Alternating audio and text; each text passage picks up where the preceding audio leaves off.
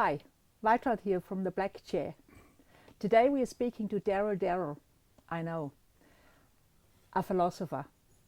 He has worked for over 20 years at distant education in Melbourne. He's retired and is many other things apart from philosophizing. He's also a grandfather and he is a friend, and he is, hopefully we hear what else he is as we speak to him. Darrell, hi. Hi, Veltrout. I'm glad you made it in today. I'm a little bit scared of this conversation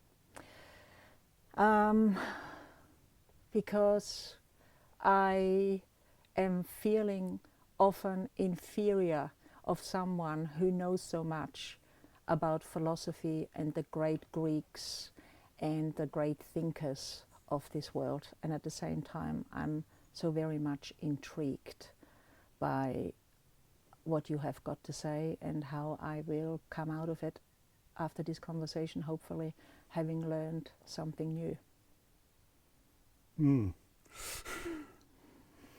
So how do you now, with having, like, I understand you have worked at Distant 8 all these years back, which is now called Cyber School.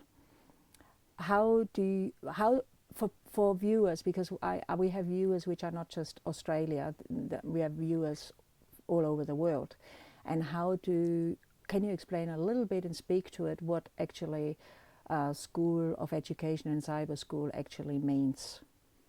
Well, it's for students who, for various reasons, don't fit into mainstream schools. Sometimes it's medical reasons. In Victoria we don't have a lot of geographically isolated. It's not like out in the big states. Although I did have students in Warsaw and and all sorts of places, Azerbaijan, but they're Australians, or they're Victorians who are going to return to Victoria. So they are expats, Victorians who live with overseas. the intention of returning to the Victorian education system. Right. So that's actually, see, this is the first thing I'm learning. School of Education is actually a Victorian institution which has got nothing to do with School of the Air, what we have in Australia for rural Australians who actually cannot make it to a school. Well, School of the Air was more in the bigger states, in South Australia and Northern Territory and Western Australia and Queensland and so on. That was in the old days of the pedal radio. That was the main means of communication. Excuse me, pedal radio, what's that? Well, it was radios, but of course they didn't have source of electricity out there, so they used to pedal the generator like a bicycle. So the way, same sort of technology as a bicycle, to drive the generator to provide the electricity to power the radios. So the way us hippies in the bush now pedal our juice bicycle to make green juices. That kind of... Yeah. Ah, okay. The Flying Doctor Service worked on the same basis. And you exclusively did philosophy? For about the last 15 years, that's all I taught was philosophy, but I've sort of reinvented myself a number of times over the years. I was media studies teacher, and I also have a degree in economics with a major in accounting, so I was also a business studies teacher and so on, and I've done a bit of law too, so I also taught law.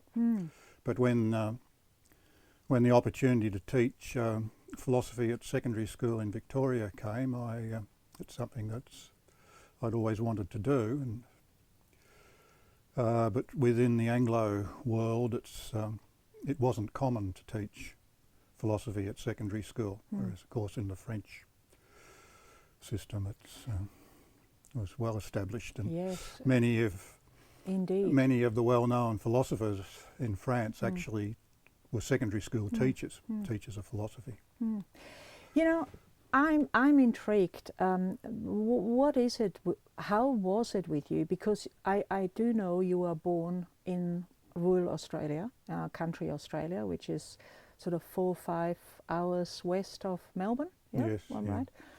And you are born in a time of no internet and local libraries. What was it about philosophy, and how did you get into philosophy, and why philosophy? Was that something you knew you wanted to do, you had an interest in, or you grew into? I don't think I ever fitted in.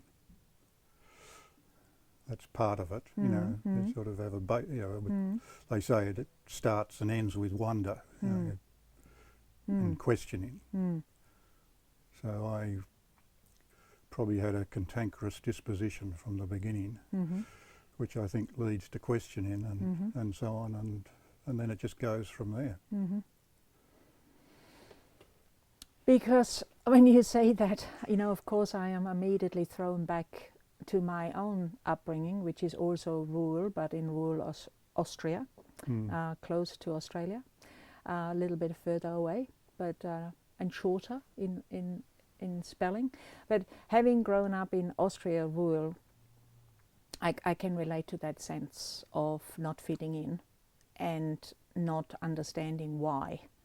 And it led very early to questioning, and is there more out there? But we didn't even have a library. I didn't have books. No, we had a library. I think the library was important to me, to have the, I don't know where I would have been without the municipal library. So the library for you opened up a world. I didn't necessarily know what was out there, but I felt that there was something more than what there was where I was. I can remember sort of seeing, I think a film had a big impact on me. You went to the movies? Yeah. You had a movie theatre as well? Yeah, we had a movie theatre. My goodness. And it was the dying days of cinema, so sometimes it was only me and the projectionist that were there. What did other people do? Did they have televisions already? Television So that was already in the would- 60s. It had come, yeah. So, television was there. But the Seventh Seal, Ingmar Bergman's Seventh Seal, I remember seeing that. And I didn't understand it. And it looked sort of totally other, but I knew it was something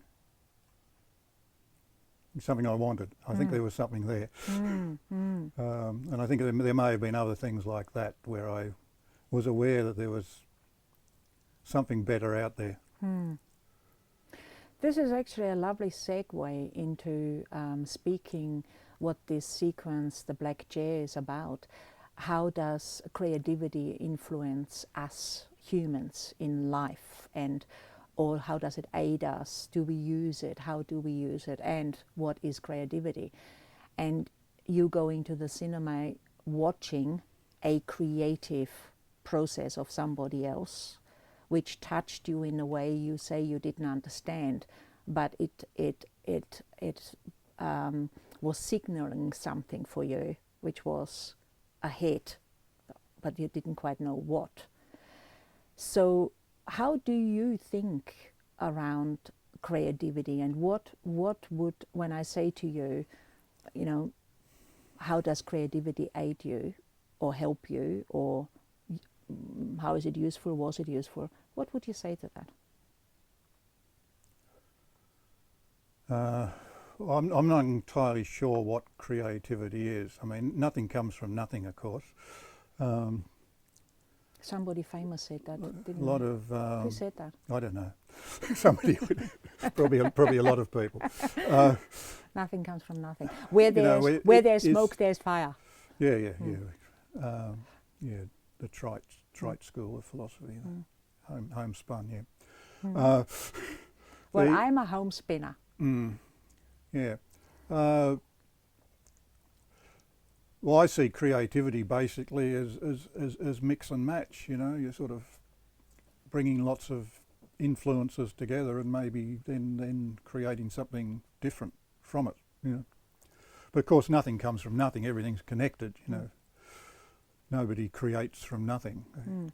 They've all got their background and they've all got what's been created before and so on. So there's no true creativity from nothing. Yes. It's all no creativity what one could own as one's own creativity. Is that what you mean by that? Yeah, there's all, you owe something to all sorts of yes, things. Because we are influenced or fed or subconsciously emerged and surrounded by someone else's creativity, even if it's nature. Yeah. Yes? Yeah. Yeah, okay. So if you say that you don't quite know what creativity is, so let's hold that and the way you see it, that nothing comes from nothing. So the creativity which was in your life at the time in the country, the creativity of the cinema, your creativity, what you found in the books, that trying to make sense, where did that lead you to become creative in your life? What are the key moments of creativity you know were important that you actually moved to Melbourne, to your next thing, to get out of that town, which you would have died in if it wouldn't have been for the cinema and the library. And the municipal library. That's right. By the way, the moments. It's hard to say. I mean, there's always lots of different things. I can remember there was one teacher he never actually taught me, but he would just sort of sit around the playground, and I can remember him talking and so on, and sort of passing the time of day and whatever. He was English. He was probably a product of the post-war opening up of of possibilities to people who weren't previously had opportunities to get education and so on. And I realised that someone could be educated and whatever, and also be a bit of a subversive and be quite interesting and so on. Although he did actually teach me. I could remember the Year 12 teacher of English. They used to teach clear thinking in those days, which was a bit of logic and so on within the Year 12 course. And I can remember that the teacher we had wasn't really confident in handling that part of the course, so he used to come in and do some of those classes as well. But yeah. So he. Yeah. So No. that, I mean, there's probably lots of other little things I can think of which I can't think of at the moment. Yeah. Which sort of nudge you in different directions. So he was a nudge. He was someone who stood out for you. And we hear that so often in people's stories, that it was often a teacher who advertently was a big influence, because they said one sentence to you or put the hand on your shoulder just at the right time, which gave you that little bit of spark to carry on to something. So how old were you when you actually decided? You then went to university, right? And what did you decide to do? Oh, I did economics and politics, actually, at university. What was your interest there? Was that a fashionable thing at the time, like that's a good thing to study? Well, again, vaguely, again, it's what you don't understand. You don't necessarily fully understand things. But I can remember a teacher at school explaining that really the way the Second World War went and so on was a matter of economics, not a matter of brave whatevers and and the fight for the right and whatever. It was really just a matter of economics. Right. And we haven't changed much, have we? It seems like is our collective thinking. It seems. Well, see, Economists have moved from the periphery, you know, the sort of the bean counters and so on, which used to be on the periphery of society, because of probably people like me and some of my fellow people who marched off to university in those days and studied economics, have now moved to the centre of society, and now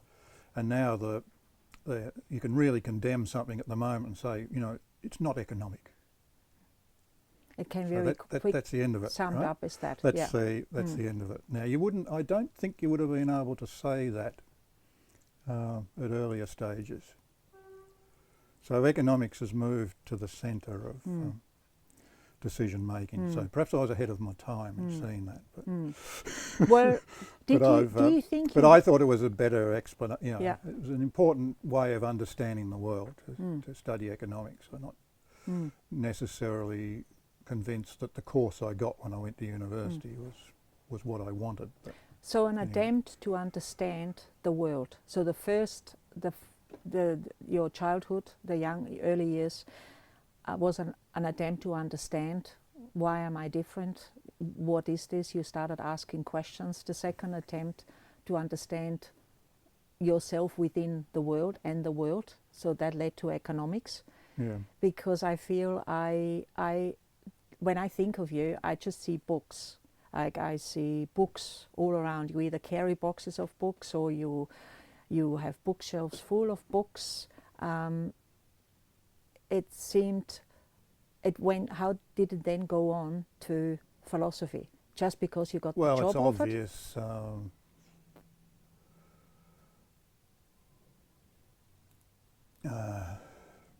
Philosophy is sort of the core, right?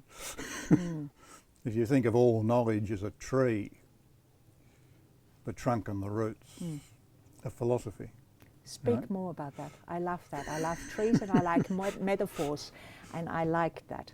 Say more about that. How do you see that? Well, it's historic as well. I mean, philosophy used to sort of cover everything. You know, it was just, you know, it was a study of everything. And then as particular areas Astrology. developed, they would branch off, right? So natural philosophy, for instance, you know, the attempt to understand the physical world, you know, that becomes science, physics, so on, physics, chemistry, and all that sort of stuff. Which used to be in the trunk. Which used to be in the trunk. It's now a branch, right? It's branched off. Yeah. And your interest, do you have an interest in a branch or branches, or is it the trunk? Well, I often say I'm only interested in one thing, and that's everything. Yeah. Yeah. In all branches, the leaves and the roots and the trunk. But you need to go back to the roots often to understand what's going on in the branches. Yeah, I love that you say that, Yeah. because as you know, I have a deep interest in mental health, and which led me to, in my journey, train as a therapist. And with my own personal long-term therapy, I have been engaged in and can't see myself giving up either, is very much the exploration of the roots and from where the trunk. So if I look at philosophy, the way I see, you know, I see myself as the trunk rooted in something, and out of that trunk have grown many branches, carry on growing little branches of branches, and some branches drop off, you know, as we with our eucalyptus trees here in Australia, they demonstrate that beautifully. All of a sudden a branch just drops and you have no warning, it's gone, but that doesn't mean the tree is dead. So to me, that is a beautiful metaphor, that you see it as interested in everything.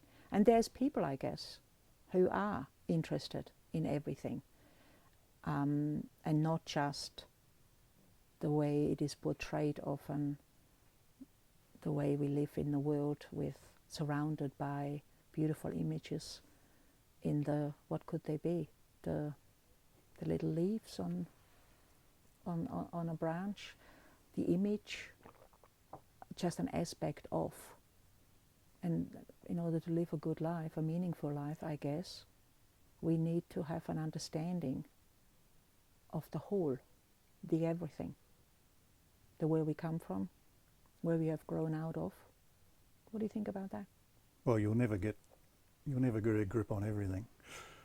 Doesn't stop you trying. Right? No, that's true. We wouldn't, but it doesn't stop you trying. So that's what you're really doing, isn't it? That's what you're saying. I'm interested in everything.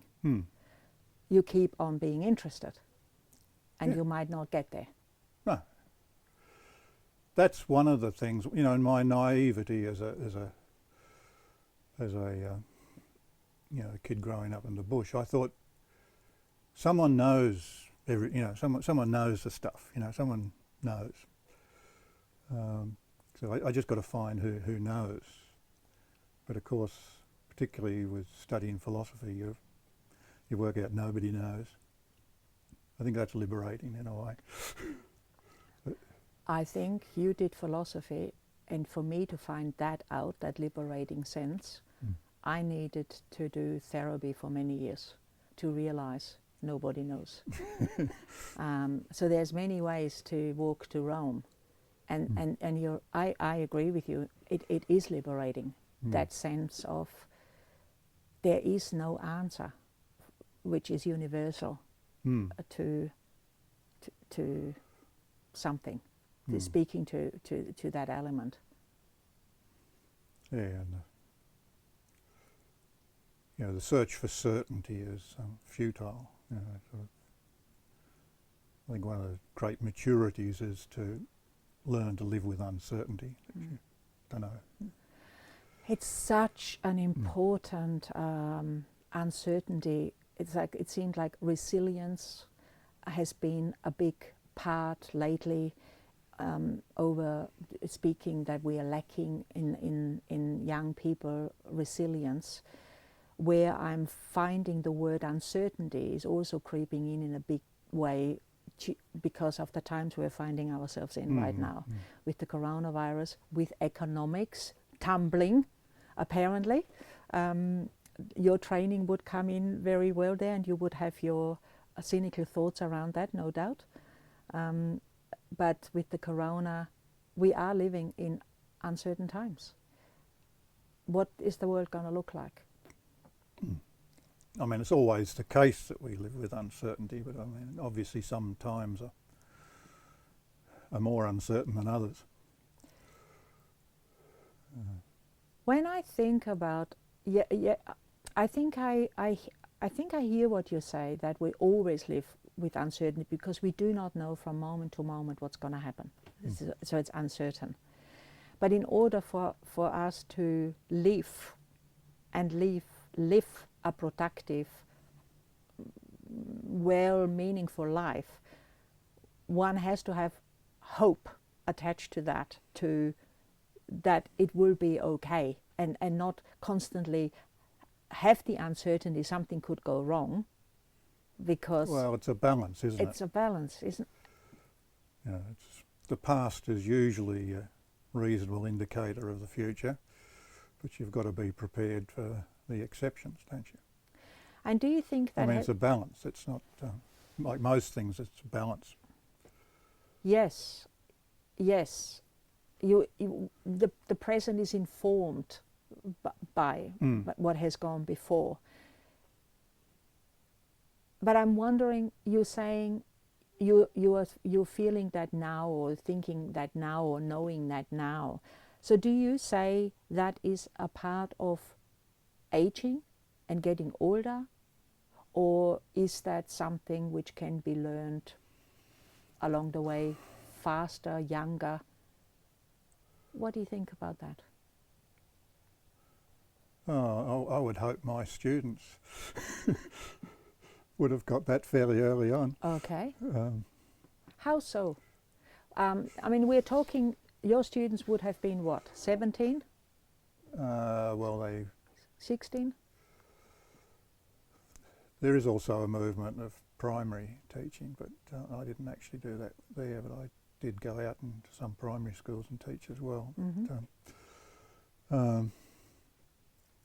They were from 12 through to 17, 18, most common. The odd older one I had. So when you say primary school, which lifts up for me and comes up for me when I think about that, I hold a personal belief, if we would have philosophy for primary school children, our world would have much less pain as we grow as people, because children, I think, grasp those concepts very easily. Yeah, well, there is a school of thought that says, you know, all children, or virtually all children, are natural philosophers. It just, they get it knocked out of them somewhere along the way. They're natural questioners and wanderers to begin with, you know, by their nature. But I think Kawasaki said, I'm not sure if it was him, but I feel he did, say that a child by the age of 5 has got all the abilities what an entrepreneur needs in order to succeed.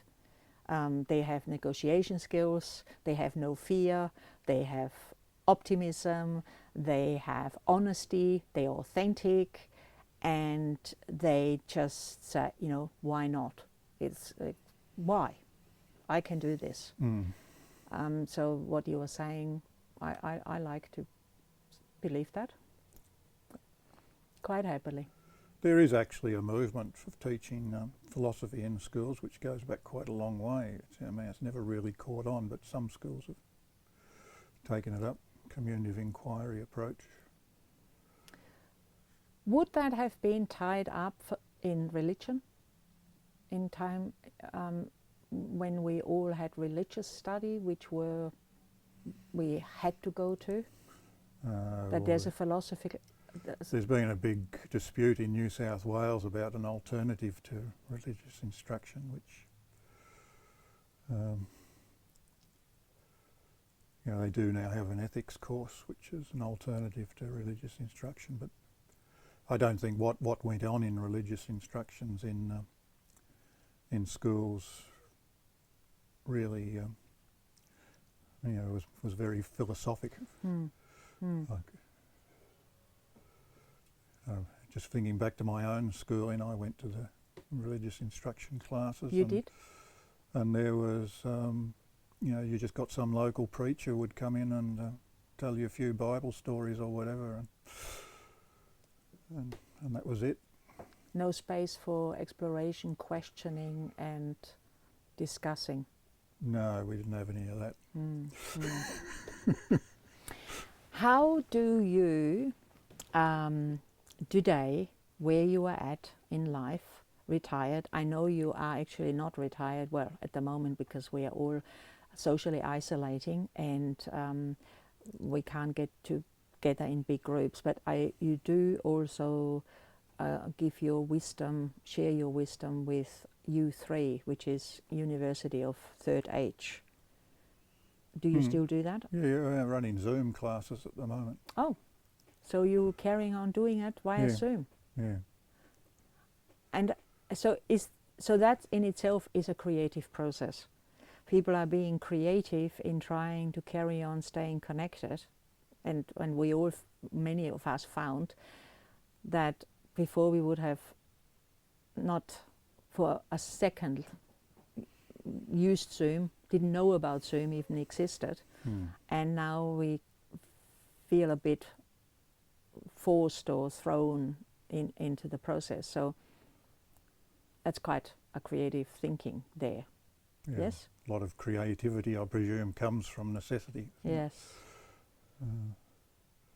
Do you do a practice, have you got any practice, what one could say, an arts practice, what you use yourself to, how do you deal with your emotions, with explorations? As you are such a thinker, do you just think about it, or do you actually physically do something in a creative way? Like I do gardening. I do lots of other things. When I find myself too much in my head thinking, worrying, when anxiety gets hold of me. What do you do? Well, walking's good, but walking and thinking, isn't it? Yeah, it's walking and thinking. Yeah. Um, Well, I don't know.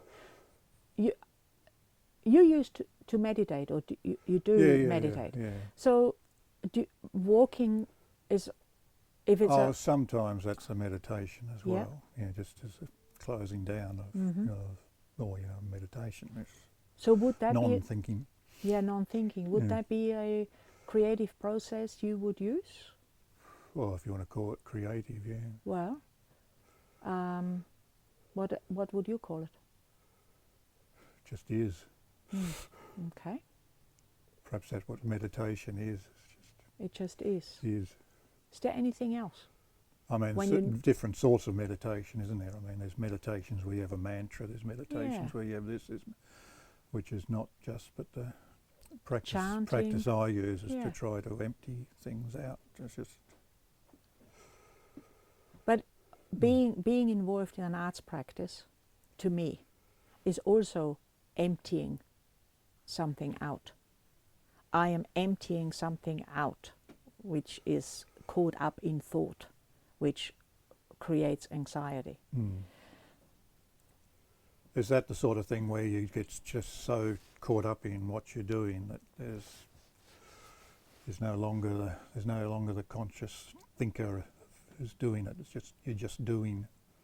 Is it that sort of experience? I don't know. It's like, I think what you were saying is, as you hear some people refer to being in the zone. Being in the zone. Yeah. I think I'm too old for that hip term, being in the zone. But I guess being in the zone really belongs to sport people. That's where I heard it the first, where they go in the zone of getting ready to do what they needed to do. And being in the zone, I don't know. I feel when I get anxious and I have anxiety and I'm caught up in my thinking and going round and round and round in my head, and that provokes, as a result, anxiety, and I feel it in my body, and I feel nauseous, and I feel fear, and I can't resolve it through thinking, because I'm the only one. So I either can deal with it in meditation, in breath, in breathing, and trying to tame the monkeys, which I feel jump all over the place, or I can do it with a canvas and just throw paint on a canvas and have music where I'm kind of, I don't know if I'm in the zone,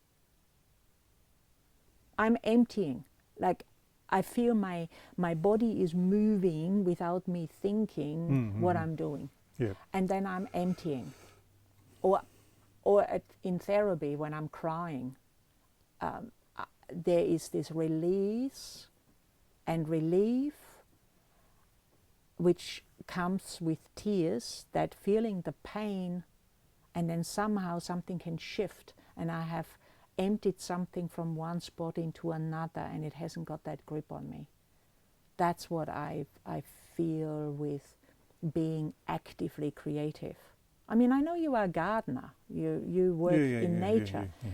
Isn't that creative or emptying? Does that empty? Yeah, just at the moment I perhaps don't have much time to do anything much, but I've painted and I've lead lighted and is that a sense of an emptying? Things, and well, it's when you get in, into the zone, into the zone, whatever we call it. Yeah, you're, people understand it as that. Yeah, it's probably where you're bypassing the conscious mind, as I think modern psychology, modern brain science, which suggests that there's a lot goes on which doesn't get presented to the conscious area of the brain. It's very inefficient to do, if you have to think about everything. If I punch it, towards you at the moment, you'll move your head without thinking about it. If you had to think, there's a fist coming towards me. Oh, what should I do? What should I do? Yeah, should I move this way or that way, or it's the reflexes of reacting. Yeah. Yeah, but that's just automated things. If we have to make a ethical decision in a new situation, we do have to mull over it. But perhaps after that, if something similar comes up again, well, we don't have to think too much about it. It's just automated. It doesn't have to come to the conscious area of the brain. And I think maybe when you get into the zone, you're getting into that automated area where it doesn't have to get presented to the conscious area of the brain. So is it a conscious decision, though, we have to make to engage into a process, into an artistic process, as you did with lead lighting and painting? When you decided, you gave yourself permission and you allowed time, this is what you were going to do. For what reason did you do it? Just because you had some time? Or did you do it because you gained more than a window and a painting? Yeah, that's what you're saying. It's takes you out of yourself for a while, isn't it? And that seems to be beneficial. I feel I am only resorting to art practices when I'm hurting, when I am emotionally and psychologically hurt. I seem to take up something. I put out an easel and I start painting, or I start a weaving, or I do some sort of sculpture. It seems it's always related when my life is not in balance. I don't think it's necessary that it's therapeutic. I mean, my practice. Your practice might be therapeutic. You're using it as a conscious therapeutic method, but I don't think everyone needs to go about it that way. No, totally. That's why I'm asking. For other sorts of totally enjoyment, it might well have a therapeutic benefit. Yeah. But that's not the motivation for engaging in it. Yeah, and as I'm saying this now, as I hear myself say that, I kind of go, because when I do it, I really enjoy it. Why do I wait till I hurt and not carve out time and allow time to do it for nothing but pure enjoyment, not because I need to heal or stop a hurt? Well, I don't know why you don't do it. Yeah, that's a good maybe question. you just got too much on in your life. Yeah. So. Well, yes, I do. It sounds like you have at the moment too. Yeah, that's for sure. Yeah. And is that your gorgeous granddaughter, which is grandson? Oh, grandson. Here you go. Must have channeled maybe the coming my granddaughter, because we have got one on the way. You got a daughter on the way. I'm going to join the rank of grandparents. You have got a little bit ahead of me there. Yeah, just over a year old. Yeah.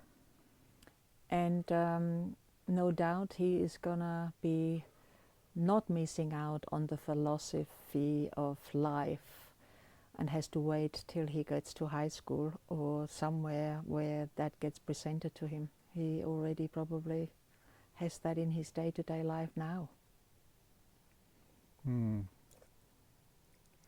Well, as I said, they're natural philosophers. They are natural philosophers, yes. Well, look, we have come to an end of our time, and I am thanking you for having come, and I did learn something, so it was worth it. Thank you. Thank you. And that's it